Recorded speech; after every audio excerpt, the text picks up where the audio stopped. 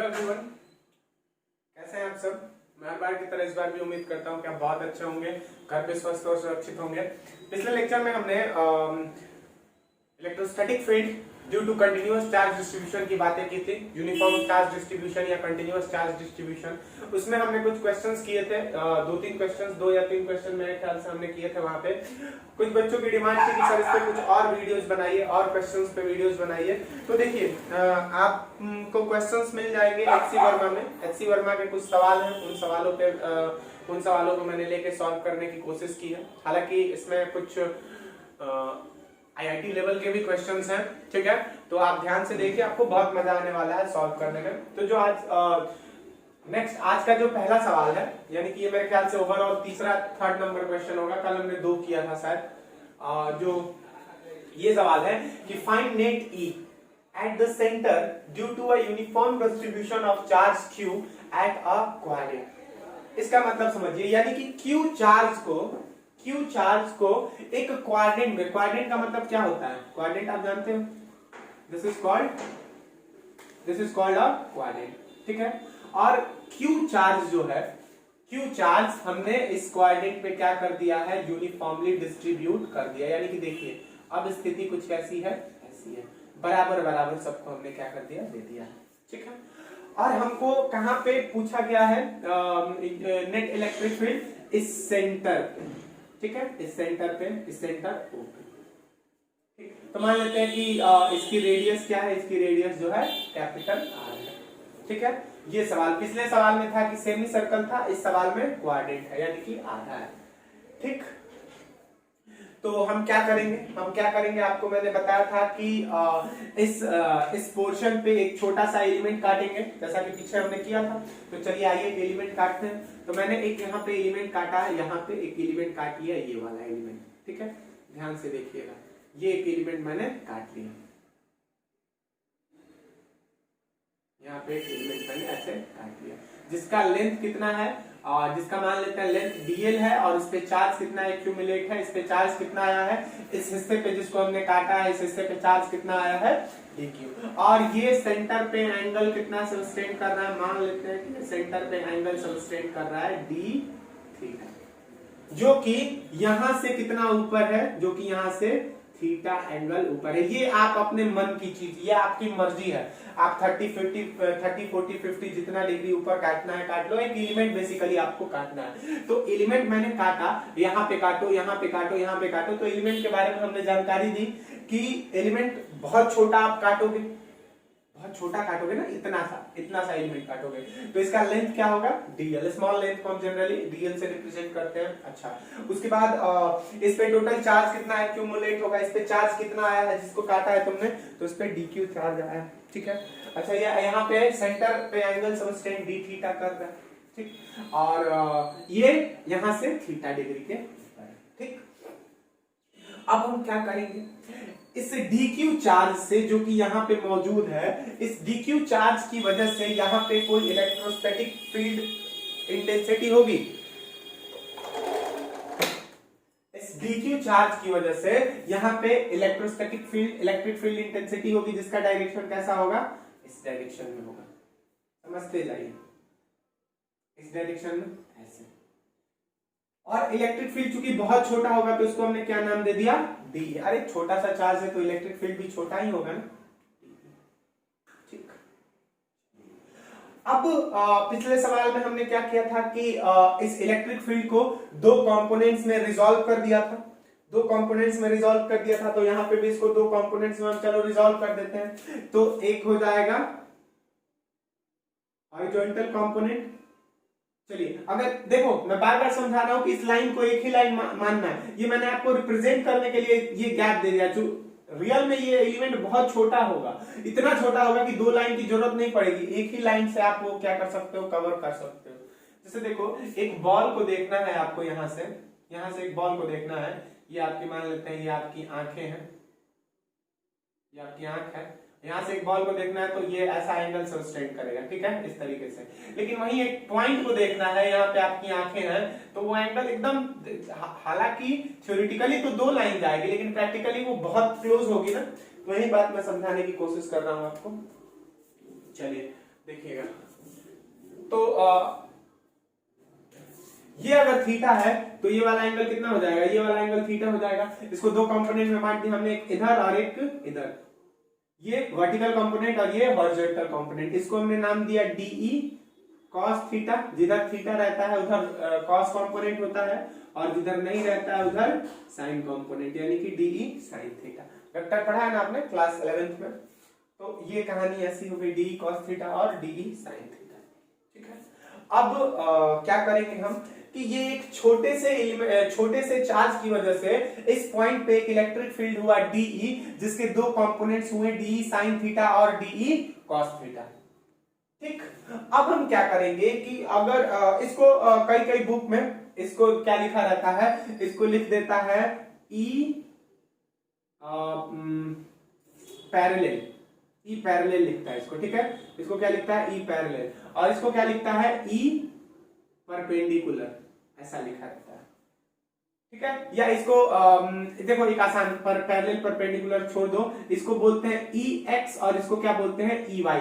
देखो ये x axis के अलोंग है और ये वाई एक्सिस के अलोंग है। अरे भैया ऐसे इधर कोई हुआ तो वो एक्स एक्सिस हुआ ना, और नीचे कोई हुआ तो वो क्या हुआ, वाई एक्सिस हुआ। इधर एक्स ही रहता है ना, एक्स एक्स और वाई एक्स डैश और इधर वाई डैश। तो ये एक्स ई एक्सिस को लिख दिया हमने, इसको क्या कर दिया, ई वाई। चलिए, तो अगर आपसे कोई पूछता है कि what is total E x, TOTL total EX, total EX किसके बराबर हो जाएगा, वेक्टर लगा देता हूं मैं, टोटल EX किसके बराबर हो जाएगा, तो टोटल EX जो होगा वो हो जाएगा integration of DE cos theta. बताओ तो क्या मैं सही हूं, टोटल EX जो होगा वो integration of DE cos theta. ये जो है ये EX जो है ये किसकी वजह से है, सिर्फ DQ चार्ज की वजह से। ऐसे ऐसे DQ DQ DQ DQ DQ बहुत सारे चार्जेस होंगे ना, तो टोटल EX जो हो जाएगा कितना हो जाएगा, integration of DE cos theta. अच्छा, यहाँ पे एक और बात, मैं DE की वैल्यू थोड़ा सा निकालना भूल गया था, DE की वैल्यू आपको बता देता हूं। DE की वैल्यू कितनी हो जाएगी, K, फॉर्मूला क्या होता है, KQ बाई आर स्क्वायर। तो DE की वैल्यू कितनी हो जाएगी, K DQ by are square, यानी कि K चार्ज कितना है, DQ है ना, K DQ अपन कैपिटल R का होल स्क्वायर। ठीक है, तो यहां पे हो जाएगा is equal to integration of K DQ by R square cos theta. ठीक है, अच्छा एक और बात बताओ कि लिमिट लगेगी ना, इंटीग्रेशन क्या मांगती है, लिमिट मांगती है। तो इंटीग्रेशन लिमिट मांगती है, तो लिमिट कहां से कहां तक लगेगा, तो ये DQ देखो कहां से कहां तक हो सकता है, DQ 0 से लेके 90 डिग्री तक हो सकता है। ये थीटा का वैल्यू कहां से कहां तक हो सकता है, 0 to 90। यहां पे हमने लिख दिया 0 to पाई बाई। समझिएगा इस बात, इतनी बात समझ में आ गई आपको। ठीक, अच्छा उसी प्रकार से टोटल EY ये किसके बराबर हो जाएगा, integration of DE sine theta, यानी कि integration of K DQ by are square sine theta. कहां से कहां तक, 0 से लेके पाई बाई। ठीक, अब देखो समझना इस चीज को, इस बात को ध्यान से समझना बच्चों, कि जब हमने सेमी सर्कल की चीज पढ़ी थी तो सेमी सर्कल में ये कॉस कंपोनेंट कैंसिल हो जा रहा था, सिर्फ और सिर्फ आंसर क्या आ रहा था, EY, मतलब कि Y कंपोनेंट यानी कि इंटीग्रेशन ऑफ साइन थीटा ही सिर्फ हो रहा था। लेकिन इसमें देखो कॉस कंपोनेंट भी कैंसिल आउट नहीं होगा। उस समय मैंने समझाया था ना, देखो ऐसे ये था, मान लेते हैं यहाँ पे कोई हमने वो काटा था, यहाँ पे कोई एलिमेंट काटा था ऐसे, यहाँ पे कोई एलिमेंट जैसे काटा था, तो इसका इस डायरेक्शन में ऐसे, देखो थोड़ा बड़ा करके समझाता हूँ। यहां से थीटा एंगल ऊपर मान लेते, एक ही लाइन बना रहा हूं मैं, दिक्कत नहीं होनी चाहिए आप लोगों को। थीटा एंगल ऊपर एक एलिमेंट काटा, तो इसकी वजह से इसका इलेक्ट्रिक फील्ड इधर, तो इसका कॉस कंपोनेंट क्या था, इधर था, और साइन कंपोनेंट क्या था, इधर। एक यहां से थीटा एंगल ऊपर एक कोई एलिमेंट अगर कटा, थीटा एंगल ऊपर कोई एलिमेंट कटा, तो इसकी इलेक्ट्रिक फील्ड की डायरेक्शन ये हो जाएगी। ठीक है, तो इसका कॉस कंपोनेंट किधर, इधर, और साइन कंपोनेंट इधर। तो इसके कॉस कंपोनेंट से इसका कॉस कंपोनेंट क्या हो जा रहा था, कैंसिल हो जा रहा था। ठीक है, लेकिन इस बार देखो इस बार ये cos कंपोनेंट कैंसिल आउट नहीं होगा, इसका कोई सब्स्टिट्यूट ऐसा मिलेगा ही नहीं जो कि इससे d cos थीटा को कैंसिल कर दे, क्योंकि ये यहीं तक, ठीक है। तो अब की बार जो नेट डी हो जाएगा, सुनना इस बात को ध्यान से, अब की बार जो नेट डी हो जाएगा, नेट ई वो किसके बराबर हो जाएगा, ई नेट लिख दे रहा हूं मैं, ई नेट किसके बराबर हो जाएगा, E net will be equal to, दो वेक्टर्स हमारे पास आएंगे ना, टोटल ई एक्स और टोटल ई वाई, तो ये हो जाएगा, दो वेक्टर्स हैं तो उनको जोड़ते हैं अगर, तो अगर मान लो कि लिखा हुआ है कि एक वेक्टर ए है ऐसे, एक वेक्टर ए है और इधर एक वेक्टर बी है और इनके बीच का एंगल थीटा है, तो इनका वेक्टर सब जो रिजल्टेंट था उसका फॉर्मूला क्या होता था, A square plus B square plus 2ab cos theta, याद है आपको। तो उसी तरीके से ये क्या हो जाएगा, ex का स्क्वायर प्लस ey का square plus 2ex ey cos theta, ये फॉर्मूला हो जाएगा ना। चलिए, तो यानी कि ई नेट की वैल्यू किसके बराबर हो जाएगी, देखिएगा ध्यान से, E net is equal to under root X का स्क्वायर प्लस ey का स्क्वायर, और ये देखो ये 2 into A into B, cos 90 की जगह पे क्या लिख देंगे, cos थीटा की जगह पे क्या लिख देंगे, cos 90 लिख देंगे, और cos 90 की वैल्यू क्या हो जाएगी, 0, यानी कि ये टोटल टर्म 0, यानी कि ई नेट किसके बराबर हो जाएगा, under root X square plus under root ey square. तो अब टोटल एक्स निकालना और टोटल ey निकालना हमारी जिम्मेदारी है, तो चलिए एक्स निकालते हैं। एक्स कैसे निकालेंगे, यहाँ से ये एक्स निकालने का, यहाँ से इसको अब फिर से हम सॉल्व करने की कोशिश करेंगे। चलिए, तो मैं यहाँ पे फिर से लिख रहा हूँ, ऐसे हो सकता है मिटाना पड़े मुझे। ex is equal to integration of k dq cos theta by r square, कहां से कहां तक, 0 से लेके पाई बाई 2 तक। देखो जो क्या बोलते हैं कि ये इसमें k बाई आर स्क्वायर को बाहर निकाल दो, यानी कि अगर k बाई आर को तुम बाहर निकाल देते हो तो अब हो जाएगा k by are square integration of dq into cos theta, कहां से कहां तक, 0 से लेके पाई बाई 2 तक। अब ये बहुत बड़ी नाइंसाफी है कि cos थीटा को dq के टर्म में इंटीग्रेट करो, ऐसा हो नहीं सकता है, तो dq की वैल्यू भी किसमें लिखने की कोशिश करेंगे, थीटा में लिखने की कोशिश करेंगे। तो जैसा कि मैंने आपको बताया था, यहाँ पे देखिए बता दे रहा हूँ, तो मान लेते हैं कि कोई एक आर्क है जिसका लेंथ है dl, ठीक है, जिसका लेंथ है dl, और ये एंगल जो है थीटा है, और ये जो है r है, तो आप थीटा इज इक्वल टू क्या लिख सकते हो, थीटा इज इक्वल टू आप सॉरी ये डी थीटा है, डी थीटा, तो यहां से अच्छा सॉरी पहले हमको dq को लिखना है ना, dq को लिखना है, एक सेकंड थोड़ा सा इसमें हम चेंज कर लेते हैं। चेंज ये होगा कि सबसे पहले ना हम इसमें एक टर्म लाते हैं, यहाँ पे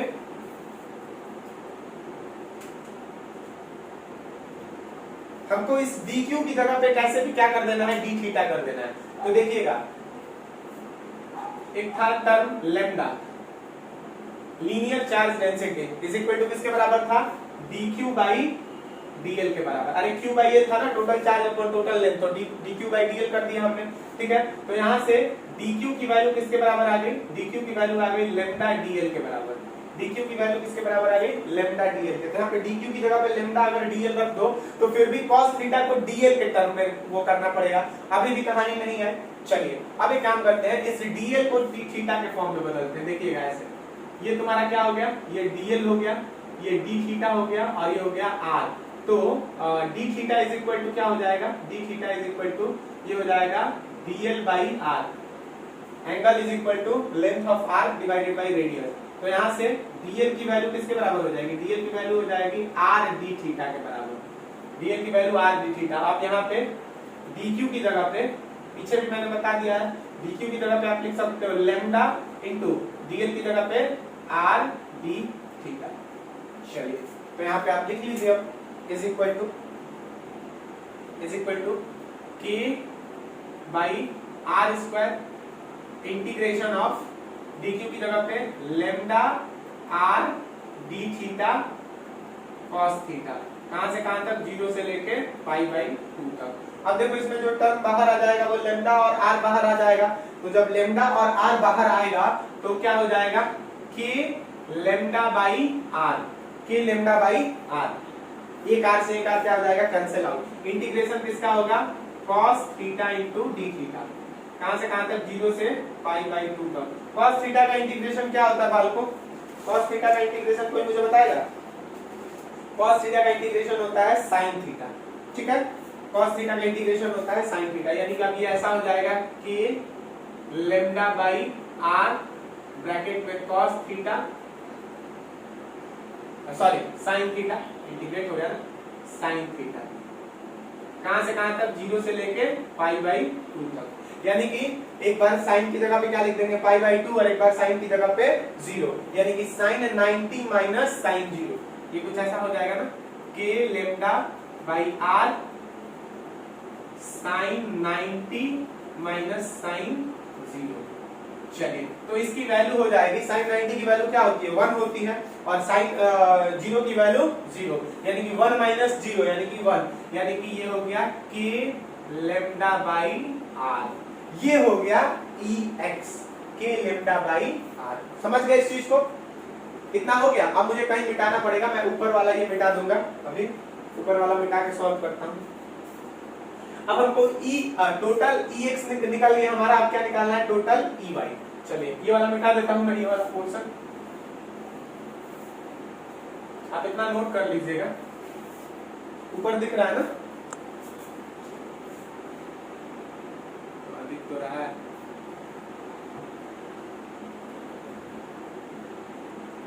ठीक है, अब देखिए इस पे क्या करेंगे हम?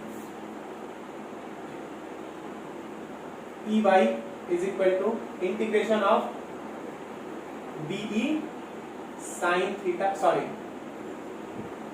Integration of k dq sin theta अपन r स्क्वायर है ना। तो dq की जगह पे अब डायरेक्ट यहाँ पे हम क्या लिख सकते हैं? k dq sin theta upon r square का इंटीग्रेशन 0 से लेके π/2 तक। तो यहाँ पे अब dq की जगह पे डायरेक्ट हम क्या लिख सकते हैं? r d थीटा लिख सकते हैं ना। चलिए, तो कुल मिला जुला के आंसर हमारा क्या बोलते हैं कि यही टर्म आएगा, यही टर्म आएगा। बस यहाँ पे क्या हो जाएगा? sin थीटा, यानी कि ये हो जाएगा k λ/r। अरे भैया dq की जगह पे r, dq की जगह पे लैम्डा r d थीटा रखेंगे ना, तो एक r से एक r कैंसिल, k और लैम्डा बाहर, यानी कि integration of sin theta d theta. कहां से कहां तक? 0 से लेके π/2 तक। अब sin थीटा का इंटीग्रेशन क्या हो जाएगा? sin थीटा का इंटीग्रेशन किसको किसको पता है? एक सेकेंड, ऊपर वाला दिख नहीं रहा है क्या? एक मिनट, अभी दिखने लगेगा।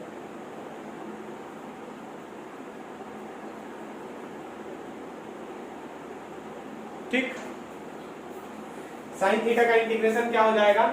sin थीटा का इंटीग्रेशन हो जाएगा cos माइनस cos थीटा, यानी कि k λ/r ब्रैकेट में माइनस cos थीटा। कहां से कहां तक? 0 से लेके π/2 तक, 0 से लेके π/2 तक। यानी कि इसको यहाँ पे फिर सॉल्व करेंगे तो एक बार cos की जगह पे कितना रखेंगे? π/2 रखेंगे ना।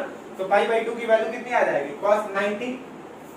देखो ऐसे लिखेंगे हम, k λ/r ब्रैकेट में माइनस cos π/2 माइनस और फिर माइनस, यानी कि यहाँ पे प्लस cos 0। ऐसा हो जाएगा ना, यानी कि cos 90 की वैल्यू 0 और cos 0 की वैल्यू 1, यानी कि इसकी वैल्यू किसके बराबर होगी? k λ/r के बराबर हो गई। ये ey आ गया और ये क्या आ गया? ex आ गया। अब देखो क्या करते हैं हम, थोड़ा सा और मुझे मिटाना पड़ेगा, बस ये सॉल्व हो जाएगा क्वेश्चन। इस पे आते हैं। ई नेट किसके बराबर है? ex का होल स्क्वायर प्लस ey के होल स्क्वायर के बराबर। यानी कि कहां मिटाऊं मैं? ये वाला मिटा देता हूं, आप नोट करते रहिएगा। चलिए, तो इसकी भी वैल्यू इतनी ही आ गई और इसकी भी वैल्यू इतनी ही आ गई, यानी कि E net is equal to अब हो जाएगा E net is equal to, अब देखो ये दोनों जो है दोनों k3/r है ना, क्या बोलते हैं k λ/r और ये भी k λ/r। तो ऐसे लिख दो कि let ex is equal to ey is equal to E. तो E net is equal to किसके बराबर हो जाएगा, अंडर रूट ई एक्स का स्क्वायर प्लस ई वाई का स्क्वायर यानी कि E square plus E square यानी कि रूट 2 ई। अब ई की वैल्यू किसके बराबर है, के लेम्डा बाई आर के बराबर यानी कि root 2 into K lambda by R. This is the real answer, this is the E net. E net क्या हो जाएगा, के लेम्डा बाई आर, रूट 2 के लेम्डा बाई आर यानी कि यहाँ पे जो टोटल इलेक्ट्रिक फील्ड होगा वो किसके बराबर होगा, रूट 2 के लेम्डा बाई आर के बराबर हो जाएगा। समझ में आई कहानी, इसमें कैंसिल आउट नहीं हुआ। ठीक, चलिए अब एक और अच्छा सवाल है इसी से, मैं आपको बता देता हूँ। मिटा रहा हूं मैं इसको, मिटा दूं।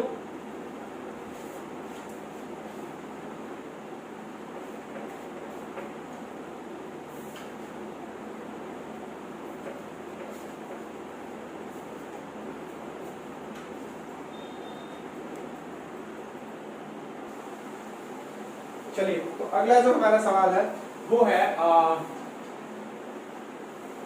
For GENERA general angle theta. देखिएगा अब की बार जो चार्ज है हमारा वो डिस्ट्रीब्यूटेड है, ध्यान से समझिएगा, वो डिस्ट्रीब्यूटेड है कोई थीटा एंगल पे, थीटा एंगल के आर्क पे। For general arc subtending angle theta, कोई थीटा एंगल सबटेंड कर रहा है एक आर्क, ठीक है। यानी कि अब की बार जो चार्ज हमारा डिस्ट्रीब्यूटेड है वो कहां पे डिस्ट्रीब्यूटेड है, किसी थीटा एंगल के आर्क पे। फिर पहला जो हमने सवाल बनाया था वो कितने का बनाया था, 180 का बनाया था। दूसरा बनाया हमने 90 का क्वाड्रेंट, और तीसरा आपकी बार क्या है, थीटा एंगल पे बन रहा है। यानी कि ये जो एंगल सबटेंड हो रहा है वो कितना है, ठीक है, थीटा या अल्फा मान लो, और जनरल एंगल अल्फा से बना लो, अल्फा से ज्यादा सूटेबल होगा, ठीक है, क्योंकि फिर उस वाले को थीटा मानेंगे अल्फा।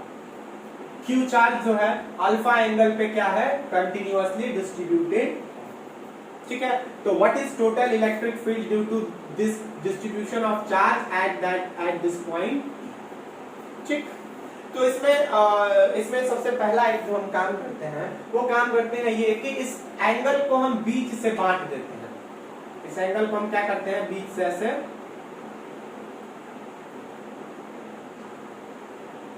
बांट देते हैं।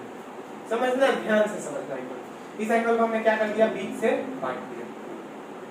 यानी कि अब ये भी कितना हो गया, अल्फा बाई 2, और ये भी कितना हो गया, अल्फा बाई 2। थोड़ा सा मैं इसको बड़ा बना देता हूँ, ठीक है। देखिएगा थोड़ा बड़ा बनेगा तो वो क्या होगा, क्लियर होगा। थोड़ा सा बड़ा बनाते हैं इसको,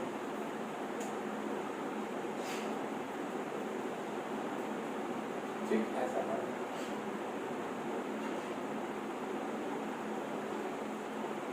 कुछ इस तरीके से ये वाला एंगल कितना है, अल्फा है, और ये जो चार्ज डिस्ट्रीब्यूशन है वो कुछ इस प्रकार से बराबर बराबर बटा हुआ है सब हिस्से में, ठीक है। चलिए अब हमने क्या किया कि पहला जो काम था हमने आप लोगों को बताया कि क्या करना है आपको, कि इस एंगल को, इसको क्या कीजिए, इस एंगल को आधा आधा एक आर्क खींच के मान लीजिए,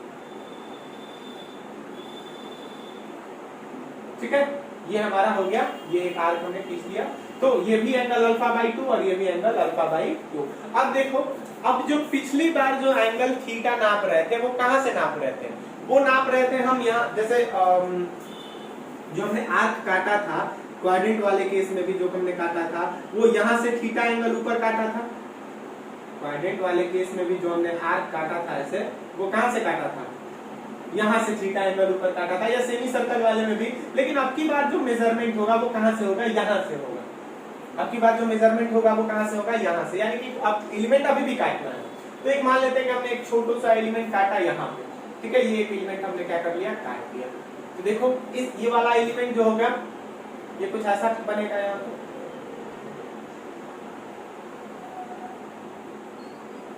ठीक। ये एक एलिमेंट हमने यहाँ पे ऐसे मान लो कि काट लिया, ठीक है, ठीक। जिसका लेंथ कितना है, dl है, और इस पे एंगल कितना, सब इस पे चार्ज कितना आया, dq आया। चलिए अच्छा, ये एंगल यहाँ पे, ये सेंटर पे खुद एंगल कितना सब्सटेंड करेगा, डी थीटा, पता है आपको। अब की बार जो मेजरमेंट होगा वो यहाँ से नहीं होगा, ये वाला जो आर्क है, ये वाला जो एलिमेंट है जो हमने काटा है, ये इस सेंटर लाइन से थीटा एंगल राइट साइड में है, समझिएगा इसको। इस वाले लाइन से कितना है, थीटा एंगल राइट साइड में। किधर भी आप काट सकते हो, लेफ्ट भी काट सकते हो, राइट भी काट सकते हो, आपकी मर्जी है। समझ में आई बात। पहले जो एंगल वो जो एलिमेंट कट रहा था वो यहाँ से थीटा एंगल ऊपर था, ये अब की बार मेजरमेंट यहाँ से हो गया, ठीक। चलिए, बाकी कहानी सारी वही है। इस डीक्यू चार्ज की वजह से यहाँ पे एक इलेक्ट्रिक फील्ड बनेगी, उसका डायरेक्शन क्या होगा, कुछ ऐसा होगा, जिसको हमने क्या बोला, डी बोला, ठीक। अब बताओ मुझे कि इस डी के दो कंपोनेंट होंगे, डी के दो कंपोनेंट होंगे ना, कौन कौन सा कंपोनेंट होगा इस डी का, दो जरा बताओ तो कि कौन सा एंगल यहाँ पे क्या बोलते हैं कि थीटा कौन सा एंगल होगा। ये अगर मान लेते हैं कि इसको नीचे तक लेके ऐसे जाएंगे, ठीक है, तो ये देखो समझो, ये लाइन ऐसी है ना, ये एक लाइन ऐसी है और एक लाइन ऐसी है, तो ये वाला एंगल अगर थीटा है तो ये वाला भी एंगल ऐसे थीटा हो जाएगा। चलिए, तो ये वाला एंगल क्या हो गया, ठीक है, ठीक। तो इसका ये वाला कंपोनेंट क्या हो जाएगा, डी cos थीटा हो जाएगा। जिधर थीटा होता है उधर क्या होता है, cos थीटा। ये कहानी आपको पता है कि नहीं पता है। और जिधर थीटा नहीं होता है उधर sin थीटा, ठीक है। तो चलिए, डी cos थीटा नीचे बना दिया हमने, इधर हो गया डी cos थीटा, और जिधर थीटा नहीं होगा यानी कि थीटा किधर नहीं होगा, इस साइड में, ये हो जाएगा डी। ये कहानी कितनों को समझ में आई, ये कहानी एक बार मुझे बताइए।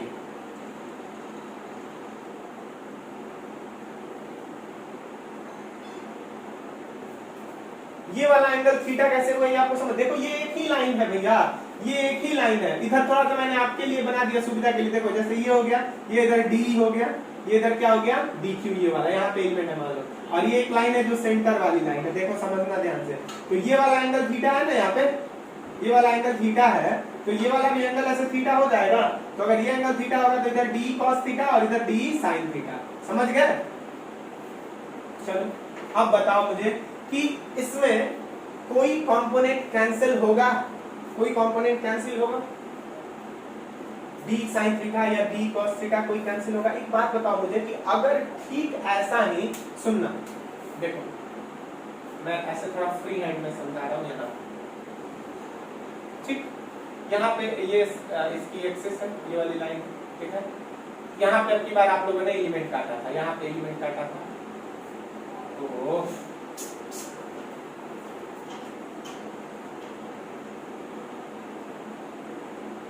एलिमेंट आपने यहाँ पे काटा था, ये एंगल कितना था, ये एंगल यहाँ से था थीटा। इसकी वजह से जो इलेक्ट्रिक फील्ड का डायरेक्शन था वो कैसा था, ऐसा था, ऐसा था, ठीक।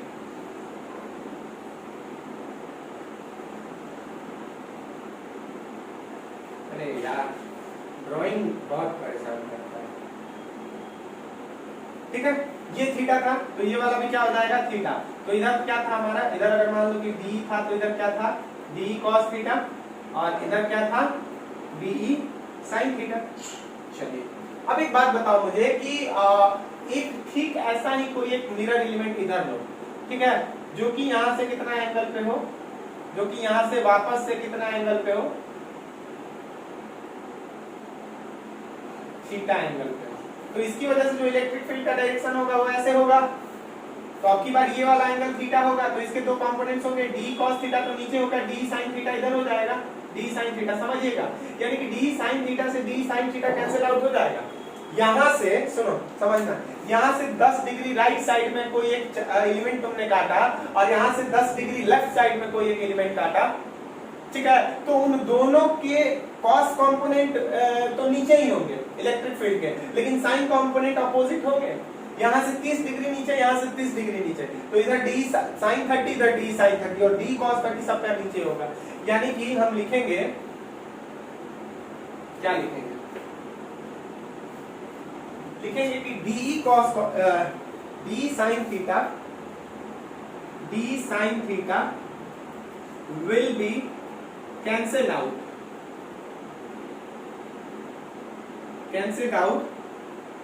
Due to the mirror element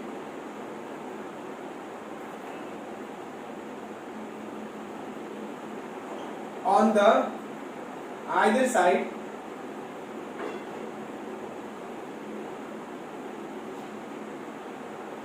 side of the bisecting line. Bisecting line कौन सी है? जो डॉट डॉट वाली बनाई हमने। बाइसेक्टिंग लाइन के दोनों साइड एक हर एलिमेंट के लिए एक दूसरा मिरर एलिमेंट होगा जो कि d sin थीटा को क्या कर देगा? कैंसिल आउट कर देगा। यानी कि नेट ई नेट की वैल्यू किसके बराबर हो जाएगी? ई नेट की वैल्यू हो जाएगी integration of D E cos theta, integration of D cos theta. यानी कि अब डी की वैल्यू आपको मैं बार बार लिखवा रहा हूं। डी की वैल्यू मान लेते हैं इसका भी रेडियस कितना है? आर ही है। इसका रेडियस क्या है? आर है। रेडियस क्या है? आर है। तो वही बात है, डी की वैल्यू किसके बराबर हो जाएगी? Integration of k d q by are square cos theta. कहां से कहां तक? 0 से लेके, अब देखो सुनो, अब यहाँ पे लिमिट लगाने की बात की जा रही है। तो लिमिट की अगर बात की जाए तो जरा बताना कि ये आधा आधा जो बटा था तो ये अल्फा बाई 2 और ये भी अल्फा बाई 2 हुआ था। तो अगर तुमने ये थीटा को यहां से नापा है, थीटा को तुमने कहां से नापा है? यहां से नापा है ना। देखो थीटा को तुमने कहां से नापा? इस वाली लाइन से नापा है। ये इधर थीटा, ठीक है, और ये थीटा इधर यहां से नापा है ना आपने, यहां से ऐसे नापा। अच्छा एक बात बताओ कि थीटा कहां से कहां तक हो सकता है? थीटा यहां से लेके यहां तक हो सकता है, ठीक है। अब ये एक लाइन है, ये एक लाइन है, तो उसके इधर वाले एंगल को देखो, इधर वाले साइड को निगेटिव नापोगे और इधर वाले को क्या करोगे? पॉजिटिव नापोगे। देखो अगर कोई चीज मिड पॉइंट है, जैसे देखो यहाँ पे, तो इधर वाला निगेटिव और इधर वाला पॉजिटिव होता ही होता है, समझ रहे हो? तो ये थीटा तुम कहां से कहां तक लोगे? देखो बच्चों, थीटा लोगे तुम माइनस पाई बाई 2 से लेके, सॉरी माइनस अल्फा बाई 2 से लेके अल्फा बाई 2 तक। देखो ये लाइन बाइसेक्टिंग है, इधर तुमने पॉजिटिव नाप लिया तो इधर तुमको निगेटिव नापना ही पड़ेगा। तो ये कहां से कहां तक हो जाएगा? माइनस, यही इंपॉर्टेंट बात इसमें समझने लायक थी, ये हो जाएगा आपका माइनस अल्फा बाई 2 से लेके अल्फा बाई 2 तक, माइनस अल्फा बाई 2 से लेके अल्फा बाई 2 तक, प्लस के अल्फा बाई 2 तक। यहाँ पे हम लिखेंगे माइनस अल्फा बाई 2 से लेके प्लस के अल्फा बाई 2। चलिए अब सॉल्व करें। अच्छा एक बात और, dq की वैल्यू हम क्या लिख सकते हैं? dq की वैल्यू मैं पिछले सवाल में भी बता रहा हूँ, हर बार बता रहा हूँ, dq इज इक्वल टू लिख दो लेम्डा आर डी थीटा, कोई दिक्कत नहीं है। लेम्डा आर डी थीटा हर बार मैं बता रहा हूँ, इस बार भी बता दे रहा हूँ। लेम्डा क्या है? लेम्डा जो होगी लीनियर चार्ज डिस्ट्रीब्यूशन हो जाएगा। तो चलो लिख दो, E net is equal to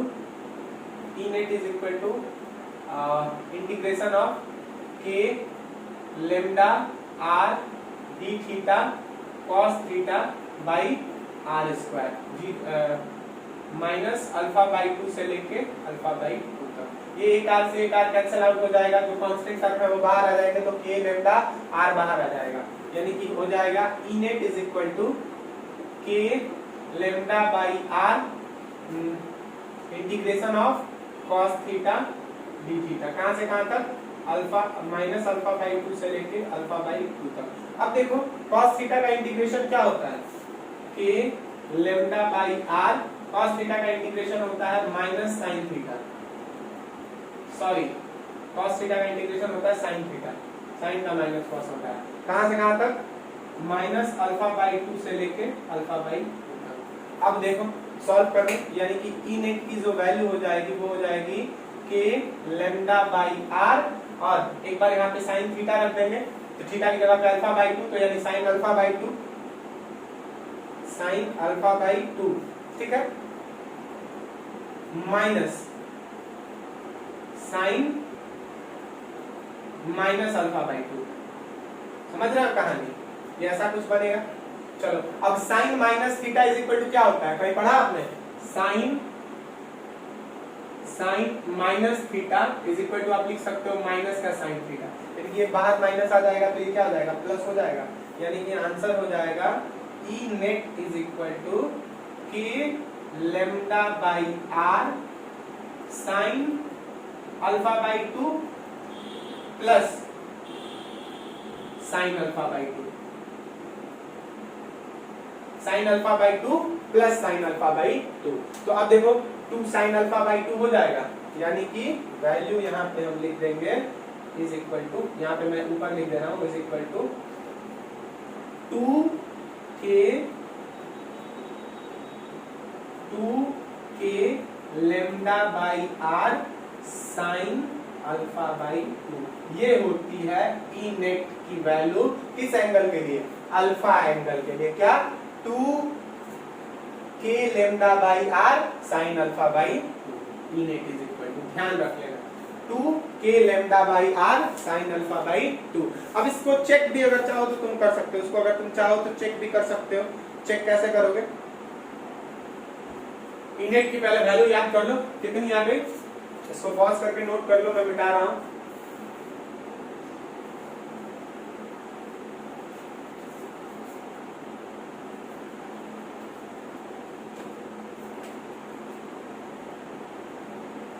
E net is equal to 2k lambda sine alpha by 2 upon r for any angle alpha. यहाँ पे अल्फा एंगल सब्सटेंड कर रहा है ना।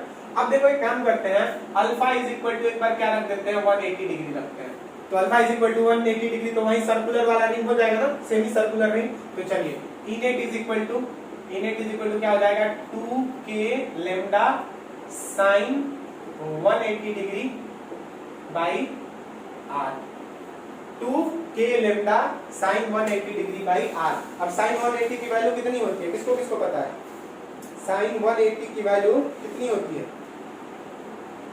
बताइए।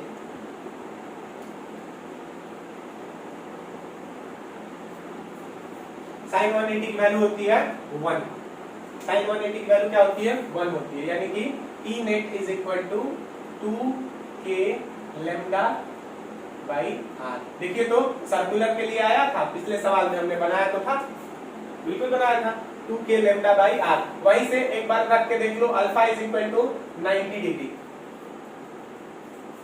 अल्फा इज इक्वल टू, अरे sorry,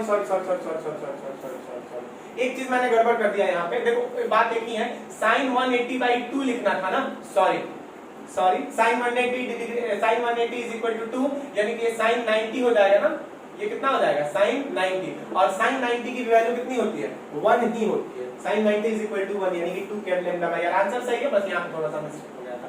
alpha is equal to 90 degree, तो तब देखते हैं, तो E net is equal to, E net का फॉर्मूला हो जाएगा 2k, alpha is equal to 90, यानी कि अब की बार किसके लिए, क्वाड्रेंट के लिए। चेक करते हैं हमारा आंसर जो आया था इस फॉर्मूला से मैच कर रहा है कि नहीं। 2k अल्फा साइन 90 बाई 2 यानी कि 45 डिग्री बाई आर, यानी कि साइन 45 की वैल्यू कितनी होती है 2k lambda by r into 1 by root 2। ये एक रूट 2 से ऊपर वाला रूट 2 कितने बार में रूट 2 टाइम्स में, यानी कि root 2k lambda by r. देखें आंसर सही आ गया।